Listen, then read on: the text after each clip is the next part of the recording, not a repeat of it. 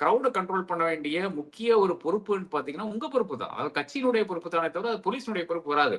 போலீஸை நான் பல இடங்கள்ல பார்த்திருக்கோம். போலீஸுக்கு எதிரான ஒரு மனப்பான்மையை நீங்க தூண்டி விட்டுருக்கீங்க. பல கூட்டங்கள்ல பேசுறது விஜயனுடைய பேச்சு. இந்த கூட்டத்துல நிச்சயமாக ஆரம்பிக்கும்போது போலீஸ்க்கு தேங்க் பண்றாரு. அதை நான் மறக்கவில்லை. ஆனால் பாக்கி இருக்கின்ற கூட்டங்கள்ல பாத்தீங்கன்னா, திருச்சியில இருந்து ஆரம்பிச்சு ஒவ்வொரு இடத்துலயும் பேசும்போது அவர் போலீஸுக்கு எதிராகத்தான் பேசிக் கொண்டிருக்கிறார் என்பது நான் மறந்துவிட முடியாது. அப்ப போலீஸ்க்கு எதிராக பேசி அந்த கூட்டத்துல போய் டவுன் டிஎஸ்பி போய் ரிக்வெஸ்ட் பண்றாரு. அங்க வாக்குவாதங்கள் நடக்கிறது. பாக்கி இருக்கின்ற ஒரு எஸ்ஐ நான் பார்த்தேன். அவர் போய் பேசிக் கொண்டிருக்கிறார். அங்கேயும் வாக்குவாதங்கள் நடக்கிறது. யாரும் நகர மாட்டேங்கிறாங்க. அதான முக்கியமான விஷயமா இருக்கிறது.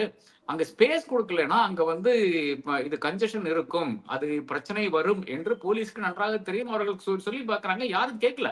கேட்கலன்னா அதன் பிறகு போலீஸ் ஒண்ணும் செய்ய முடியாது. போலீஸ் டிஜிபி சொன்னார் இல்லையா? ஐ மீன் ஏடிஜிபி டேவிசன் சொன்னார் இல்லையா? அதாவது 20 பேருக்கு ஒரு போலீஸ்காரன் போட்டீங்கன்னா, ஆமா அப்ப அந்த ஆமா போலீஸ்காரன் ஒரு போலீஸ்காரன் 20 பேர்கிட்ட ஏதாச்சும் சொல்ல முடியுமா?